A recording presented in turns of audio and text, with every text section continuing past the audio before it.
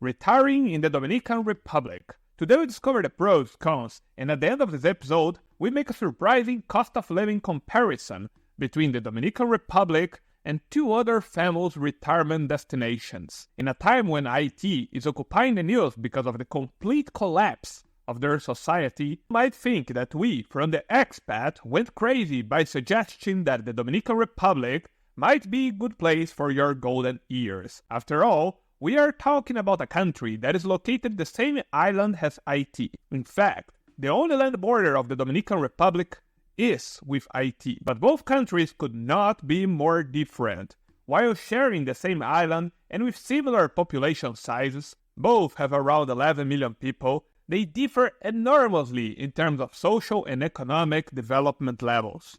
In Haiti, the average life expectancy is 64 years, while in the Dominican Republic, it's 73 years. The unemployment rate in Haiti is 40%, while in the Dominican Republic is 13%. The GDP per capita in Haiti is only $1,819, while the Dominican Republic is $20,625. And this chart shows that in the last few decades, while the economy of the Dominican Republic skyrocketed, Haiti never took off. If you're concerned about the border between the two countries, don't worry, it's very well worded. Differently than the border between... Never mind. Now you know that the Dominican Republic is a way better country than Haiti and one of the most prosperous in the Caribbean. But, is it a good place to retire to? Let's talk about the pros, cons, and the cost of living and retiring in the Dominican Republic. Before you go for the first place, I would like to ask a small favor. If you enjoyed this episode, please hit the like and subscribe buttons. Now let's talk about the pros of living and retiring in the Dominican Republic. I'll not talk about the beauty of the country, because that's very well known. After all, the Dominican Republic is one of the most visited countries in the Americas. So the first pro we'll discuss is the climate. The Dominican Republic is a tropical country with a hot and humid climate. It's warm year-round. The tropical weather invites you to relax in the sun, and it's always pleasant for swimming, with average water temperatures around 28 degrees. There's a lot of rainfall, particularly from May to November. However, with warm seas and tropical Caribbean sunshine, what is a little rain now and then? Then the cost of living. The cost of living in the Dominican Republic is on average 47% lower than in the United States. This helps Americans who want to leave the US to stretch their monthly pension. The Dominican Republic is also one of the cheapest Caribbean islands to live on. It's 27% cheaper than Panama and 26.2% cheaper than Jamaica. Then there is the affordable healthcare. Expatriates and special retirees appreciate the availability of high-quality private healthcare in the Dominican Republic. You'll find excellent medical care at prices far more affordable than those in North America. What you pay for a medical visit in the Dominican Republic might be what you pay to park your car during a medical visit in New York. The Pensionado Retirement Visa. The country has a very interesting and relatively easy to obtain residence permit called the Pensionado Visa, ideal for those willing to live there after retirement. In the comment section, I will put a video where we explain more about it. The next pro is the local culture and food. The people of the Dominican Republic are friendly and extremely welcoming, and there is a vibrant culture on the island. With a unique mix of elements from Latin America and Europe, there is a fascinating history to learn and plenty of cultural delights to experience. And the last positive of the Dominican Republic that you should know is also overlooked. But after living for so many years in so many countries, I know very well how crucial this is. It's the air connectivity. After Panama, the Dominican Republic is one of the most well-connected countries in Central America.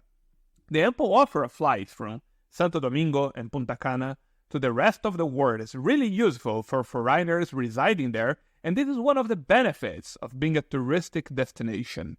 Expatriates living on the island often have strong ties and close relationships with family and friends back home. The availability of frequent flights allows them to maintain these connections by easily traveling to visit their loved ones or inviting them for a visit to the Dominican Republic, and who would not like that? Now that you know the pros, let's talk about the downsides of living in the Dominican Republic as an expat. We start with probably the most concerning one: safety. The island has a bit of reputation for being unsafe compared to its other Caribbean counterparts. Although there is a relatively high level of certain crimes, the country has a homicide rate of 11.5 murders per 100,000 people per year. That number is similar to Las Vegas or Dallas in the US, but way higher than what one would expect in European countries. For example, foreigners should take precautions when out and about, particularly in large cities such as Santo Domingo, where these crimes are more likely to take place. Keep valuables, expensive watches, and jewelry out of sight, and don't walk around at nighttime in remote areas.